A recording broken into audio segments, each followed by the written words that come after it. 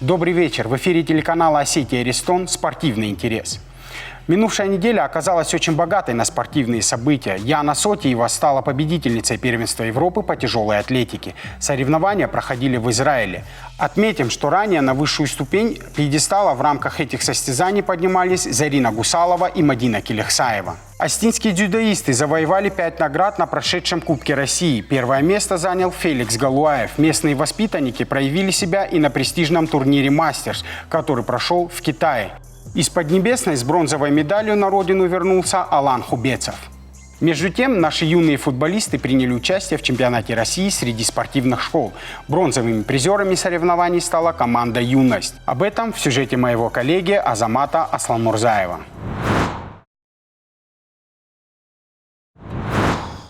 Осетинский футбол продолжает радовать наших болельщиков. На этот раз республику прославили воспитанники детско-юношеской спортивной школы «Юность» 2002 года рождения. В Сочи прошло первенство России среди спортивных школ, в котором местные воспитанники приняли участие и, завоевав бронзовую награду, проявили себя во всей красе. Добиться достойных результатов удалось благодаря стараниям и профессиональному подходу наставников Игорю Дзулаеву и Алану Дзуцеву. Мы попали в финальную часть.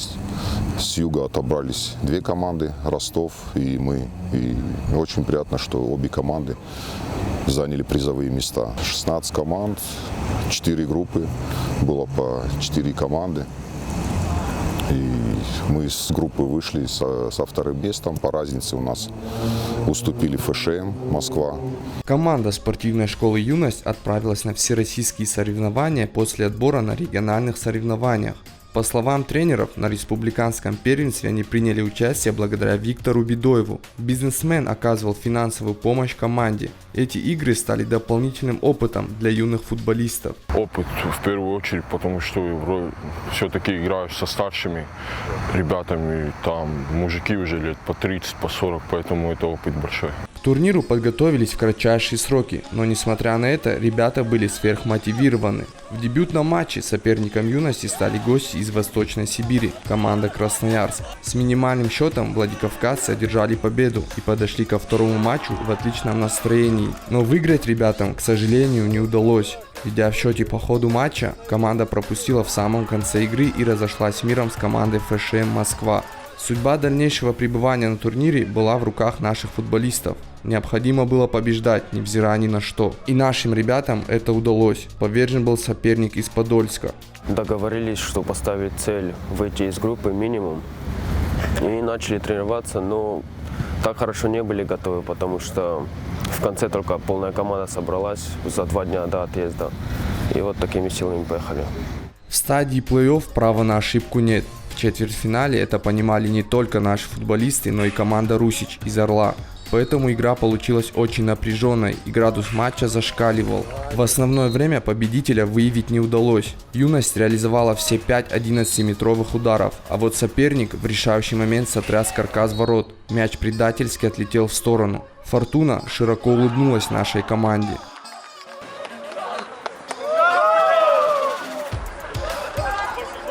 В полуфинале «Юности» противостоял ярославский «Шинник». На протяжении всего матча наши ребята были в роли догоняющей команды. Ярославцы сделали комфортный задел в 2 мяча и контролировали ход игры. Владикавказцам удалось отквитать 1 мяч в концовке. Совершить камбэк не удалось. В этот раз удача была на стороне соперника. Но ребята и не думали опускать руки. Предстоял матч за 3-е место. Особой мотивации на них не надо было как давлеть или что. Ребята сами все осознавали, для чего идут, куда идут. Это один из последних у них турниров. В борьбе за бронзу соперниками стали воспитанники самарской школы «Крылья Советов». И тут наши ребята поймали удачу за хвост. Уступив первый тайм с разницей в 1 мяч, команды отправились в раздевалку. Ребята сделали соответствующие выводы и во втором тайме сумели отыграться. Основное время завершилось в ничью. Вновь предстояла лотерея. Серия пенальти, в которой шансы равны. Голкипер нашей команды проявил себя настоящей кирпичной стеной и отразил 2 удара подряд. Одноклубники поддержали Вадима и ни разу не промахнулись. Решающий удар. Гол. Через секунду ликовала вся команда. Победа команды «Юность» Владикавказ со счетом 4-1 в серии пенальти после того, как счет был 1-1 в основное время. Это был финальный аккорд для воспитанников нашей спортивной школы. Ребята уходят во взрослый футбол. Некоторые уже в ближайшее время отправятся на просмотры в клубы российских команд. Кто-то уже близок к подписанию контрактов. Пока планов нет, я вот пока в «Спартаке» Владикавказе, поэтому пока никуда не тороплюсь. Возможно, в скором времени мы услышим фамилии выпускников спортивной школы «Юность» в лучших клубах России, а там и до Европы рукой подать. Азамат Асламурзаев, Ибрагим Чочиев, Татаркан Гукаев. Спортивный интерес. 14 декабря в рамках турнира «Крепость Селекшн» в городе Сочи свой очередной поединок провел Руслан Тидеев. Остинский боец одержал победу единогласным решением судей. И сегодня в нашей студии непосредственно виновники торжества Руслан Тидеев, его секундант и друг Марат Козаев и главный тренер Алания Fight Team Марат Илаев. Здравствуйте, друзья. Здравствуйте, здравствуйте. Ну, сначала хотелось бы поздравить вас с победой. Отличный результат, отличная проделанная совместная работа. Марат, скажи, пожалуйста, доволен ли ты выступлением своего подопечного? Как оцениваешь его выступление? В общем, выступлением доволен, конечно же, потому что то, к чему мы шли, к победе, слава богу, у нас это все получилось. А так, конечно же, как и везде, и у всех есть доработки, потому что он может больше, может лучше, и будем стремиться к этому. Марат, скажи, каково это, когда твой близкий друг, когда твой товарищ находится внутри клетки? Что ты испытываешь, когда находишься по ту сторону? Ну, на самом деле, это намного волнительнее как-то. Когда ты сам в ринге или сам в клетке тоже дерешься, как-то, ну, ты не обращаешь на эмоции внимания. А когда твой близкий, ну, брат, друг дерется, ты начинаешь переживать, вот пытаешься подсказать ему и так далее. Ну, волнение намного больше, нежели ты сам там в клетке находишься. Как-то так. Ну, на самом деле, он молодец большой. Прошла такая очень тяжелая работа. Весогонка далась очень сложно. Он как с 15 килограмм согнал. Вот. Это было очень сложно. Последние 5 килограмм это вообще далось очень-очень тяжко. Но он молодец, он сделал все правильно, все четко. Чуть-чуть по плану не пошло, но главный результат. Вот, собственно говоря, и кадры этого поединка против израильтянина. Вот в этом бою в конце первого раунда был такой вот интересный эпизод, да, когда Руслану удалось достать соперника с левой. Вот, Марат, вот в частности ты, да, вот как секундант, какая была реакция в этот момент, когда израильтянин упал? Что ты почувствовал, что подсказывал, что кричал? Ну, подсказывал, чтобы он просто не добивал его, потому что план был на бой работать в стойке, так как соперник грэпплинг и, ну, хорошо знает партер. Вот, у нас был вообще план на бой, это в стойке работать. Ничего удивительного не было, на самом деле. Я знал силу Руслана, он как бы, ну, бьет очень сильно, как бы я не удивился, то, что, да, там он пошатнул соперника. Как-то вот так вот все. Все было, ну, главное, чтобы он не ложился в партер. Ну, вот он, как видите, все равно залез в партер. Руслан, в последнее время в твоей жизни происходят огромные изменения, да? Ты обзавелся семьей, ты женился. Скажи, как это сказывается теперь на тебе вот в плане подготовки? Все-таки семейный человек, у него чуть-чуть побольше забот бывает. Остается ли время на тренировки, собственно? Ну, по поводу забот, я бы сказал, наверное, вместе с заботами мотивация усилилась. И усилилась она в разы. 2 числа у меня была свадьба, 4 у меня день рождения, а 5 я уже на пробежке был и начал подготовку к бою. И вплотную начали работать с Маратом, выстроили план подготовки. Я ездил на 1 неделю, он меня отправил в Дагестан. Там поспарринговаться, разнообразие, почувствоваться. Вернулся и продолжили работать. Каждый день по 2 тренировки. В воскресенье прогулка с Маратом по дендрариуму. Каждое воскресенье. И работа с диетологом также, с врачами, чтобы все так, как я давно не делал. Все-таки праздники пошли, такие мероприятия у меня, и вес был больше, чем обычно. Мне пришлось гонять 15,5 килограмм где-то. Ну, все прошло, и мы добились своего. Слава Богу. Вот вчера мы буквально приехали ночью, ну где-то в час ночи вернулись. И, ну, типа, прощаемся, короче, что-то, и он такой, ну, завтра что, в 6 часов давай пойдем на пробежку. Ну, то есть настолько фанат своего дела, короче, что я прям удивлен был. Я говорю, нет, спасибо. Руслан, скажи, пожалуйста, вот теперь у тебя есть жена, да, это человек, которым, ну, своего рода помощник теперь, да, в принципе, диету будет держать теперь проще, или жена не принимает участие в этом? Принимает непосредственное участие. После празднования у нас дома все было битком еды. Я сказал, что у меня сразу с 5-го диета началась, потому что гонять много было. И она как, ну даже я ничего не говорил, я говорю, пусть питается, ничего, у меня соблазнов нету. У меня есть цель, и я к ней иду. Но на следующий день уже она все убрала, еду там отправила. Все пусто было, и только чисто по диете все. В холодильник открыть, у меня все там порционно уже каждый день было готово на весь день, мой рацион. Так что ни конфеты дома не было. Ровно месяц, ни одной конфеты. И весь этот период она также со мной, скажем, ну, по крайней мере, все, что я видел, она нигде, ни в заведении, куда мы не пошли, она не кушала. Так что, надеюсь, без меня тоже. Марат, скажи, пожалуйста, недавно с Америки вернулись 3 твоих воспитанника, Азамат Бекоев, Махарбек Каргинов и Тамирал Анкулаев.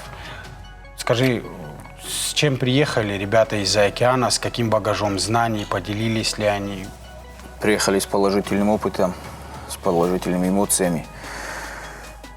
Потому, как бы сказать, они приехали оттуда с большей уверенностью в себе. Они как бы постояли в парах с ведущими бойцами UFC, Bellator. И они поняли то, что они немного от них отстают, что вот еще совсем чуть-чуть и могут выступать с ними на равных. Знания тоже, конечно, они подчеркнули там. Там очень сильная школа, то, что ребята выделили, это очень сильная школа борьбы в партере, грэпплинг. Вот в этом они много что узнали, набрались опыта. Ну, а в дальнейшем, как бы, у Махара у нас сейчас пока контракт еще на 3 боя с Лигой ACA. А насчет Кулаева и Бекоева какие-то предложения есть, просто мы не хотим как бы заранее это все оглашать, как говорится, чтобы не сглазить, но очень хорошее предложение. Бог даст, может, весной мы уже это озвучим. Ну, в принципе, сборы где-то в другом месте, в другом государстве, в другой республике, они в полной мере помогают спортсмену как-то прогрессировать, что-то узнавать новое.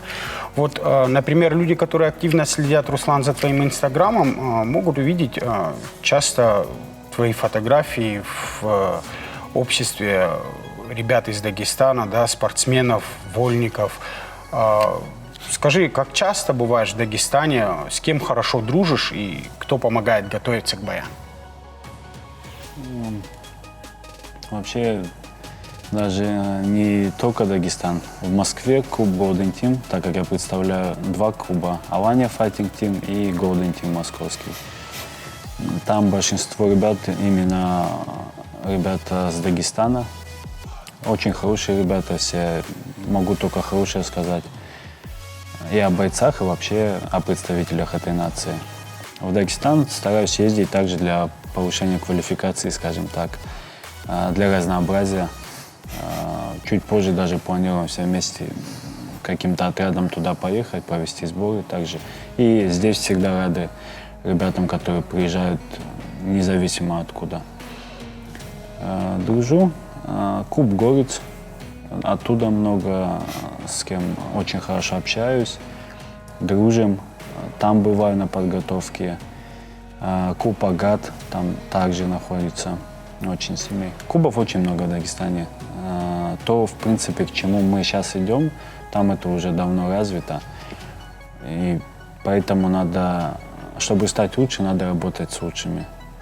Я вот стараюсь придерживаться этого. Понятно.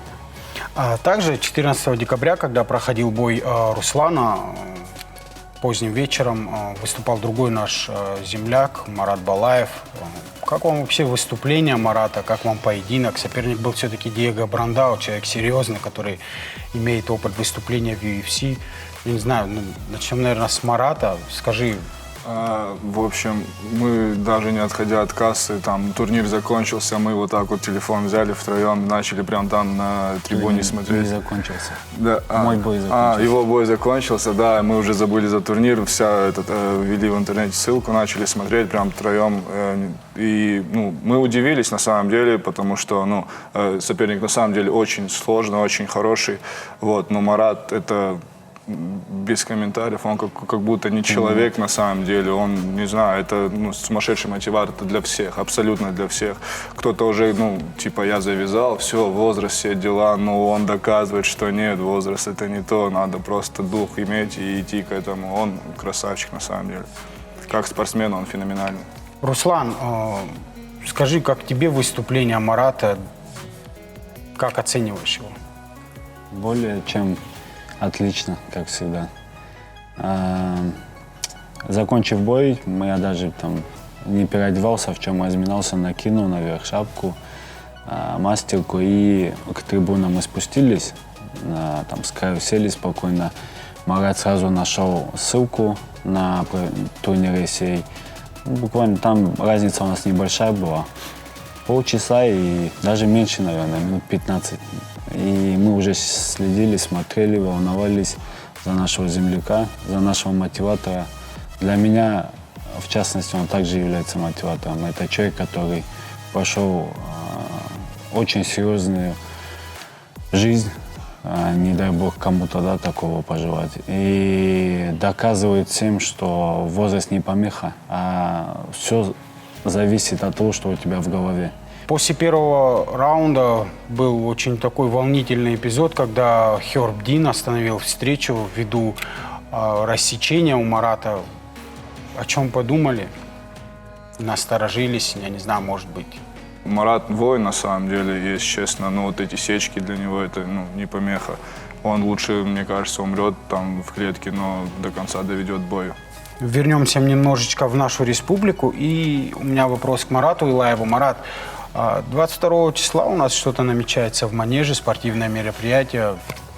Пролей, пожалуйста, немножко света на эту ситуацию. Расскажи, что нас ждет. 22 декабря у нас намечается турнир по профессиональным ММА. Голландская битва называется. Организовывает ее Федерация СБММА Республики во главе с Ибрагимом Тибиловым. У нас там будут выступать наши молодые ребята. Из таких более рейтинговых бойцов там будет биться Азамат Бикоев, Вячеслав Гагиев, Бестаев Родион, Тотров Ричард. Остальные ребята у нас только вступили на этот путь. Там оппоненты у них тоже хорошие, серьезные ребята. Будет, я думаю, очень такие жаркие бои будут, бескомпромиссные, конкурентные бои. Поэтому советую всем прийти, поболеть за наших ребят, потому что поддержка – это очень важно. Руслан, скажи, пожалуйста, что тебя ждет в ближайшем будущем? Какие у тебя теперь планы? Кто следующий соперник, если есть ясность какая-то в этом вопросе? Планы, как и всегда, идти вперед к большим высотам. Чуть-чуть отдохнем. Впереди у нас Новый год. Наконец-то наслажусь, семейной жизнью, хотя бы чуть. И после Нового года, начала января, приступаем к подготовке. На февраль у нас запланирован бой очередной. Но уже подробности чуть позже будут ясны. Так что идем вперед к высотам. Хочется пожелать удачи нашим ребятам в выступлениях, а нашим гостям большое спасибо за то, что пришли, за то, что посетили нас. Еще раз с победой вас, ребят. Спасибо за приглашение. Спасибо.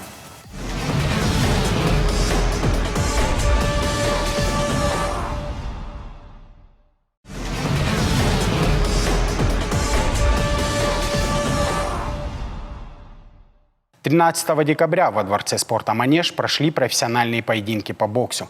Главным событием вечера стал бой Федора Чудинова и Хасана Нджикама за звание чемпиона мира по версии WBA Gold. Об этом наш завершающий сюжет. Мы же прощаемся с вами. До новых встреч и до свидания.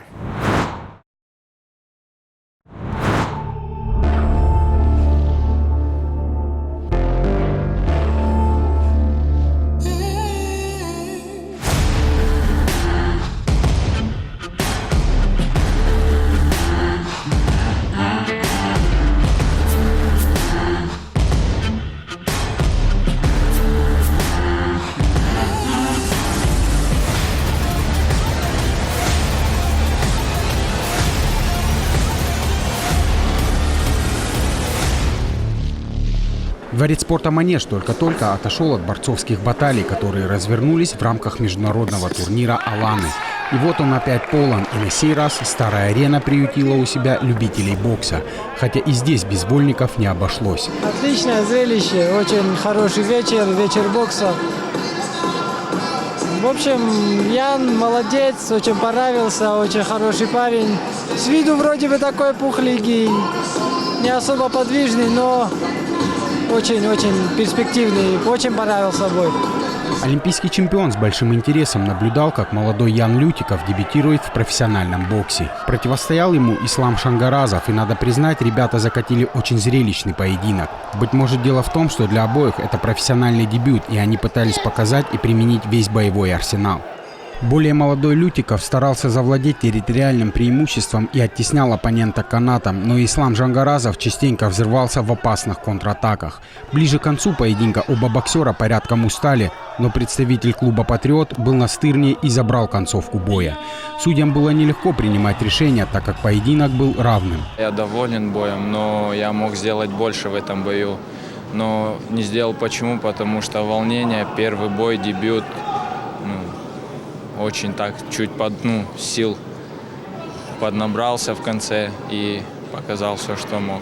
Тяжело пришлось и представителю клуба «Ариана» Аслану Кабисову. Шадиев Алишер не стал для подопечного Алика Тидеева нерешаемой задачей, но тем не менее представитель Узбекистана приехал не просто отбывать номер. Частые размены ударов в центре ринга не оставляли болельщиков равнодушными, а судьям усложнили задачу в определении победителя. Победа досталась мне очень тяжело. Я не знаю почему, но я подустал после второго раунда. Последние два раунда дрался только на характере. Следующим в ринг поднялся Хетаг Маураов. Его соперником стал уроженец Туркмении Махсудин Амиров. Не откладывая дело в долгий ящик, Маураов сразу же завладел инициативой и полностью доминировал в первом раунде. А в начале второго Амиров оказался на полу после точной комбинации Маураова.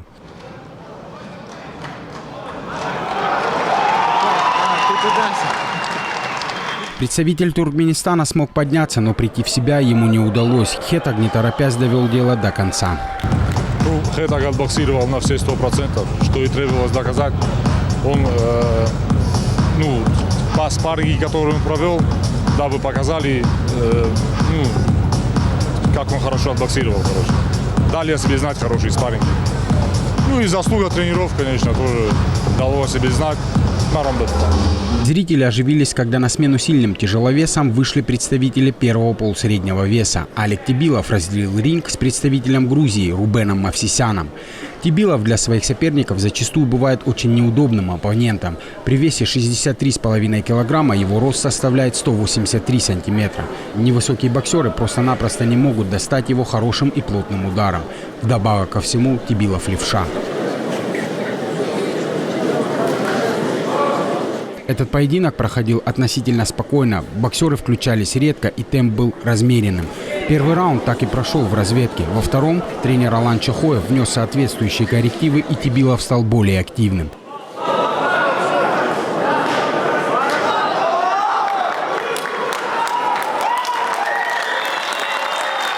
Очень редкий случай, когда левша выигрывает поединок ударом в печень. На данный момент боксерский вечер приблизился к своему экватору. Эффектную точку своего поединка поставил Александр Тибилов. Следующим в ринг выходит Тигран Сагаян. Бесланский «Патриот» находится в очень хорошей физической и психологической форме. Месяц назад он эффектно победил на мастерском турнире, после чего отправился на сборы и подошел к данному поединку в полной боевой готовности.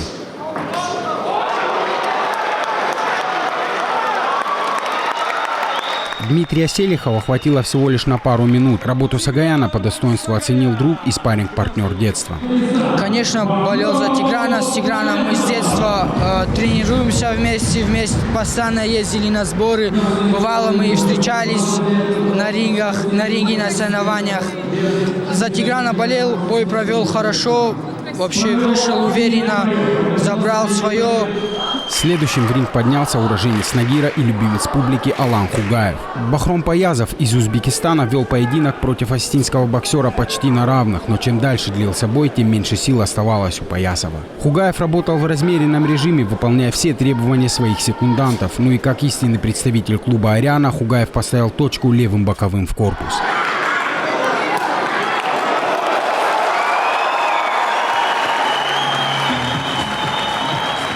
Поединком доволен. Первый раунд так пока разведка была. Нащупывал соперника, он огрызался, в голову попадал, но он такой стойкий оказался. Решил проверить печень, корпус. Пару раз ударил по корпусу и атаки прошли удачные. С минуты на минуту стартует главный бой вечера, в котором Федор Чудинов сразится с представителем Франции Хасаном Джикамой. До этой минуты все местные боксеры одержали уверенные победы. Главному бою вечера в манеже не было свободных мест. Все-таки не каждый день в нашей республике проводятся мероприятия такого уровня. В завершающем поединке пояс чемпиона мира по версии WBA Gold оспаривали между собой Федор Чудинов и представитель Франции Хасан Джикам. Поединок продлился все 12 раундов и оставил двойственное впечатление. С одной стороны, темп боя был невелик, но эффектных разменов было немало. Но концовку боя уверенно забрал подопечный Виталия Асланова. Правильно выбранной тактики, хороших нервов, и он выполнил все установки.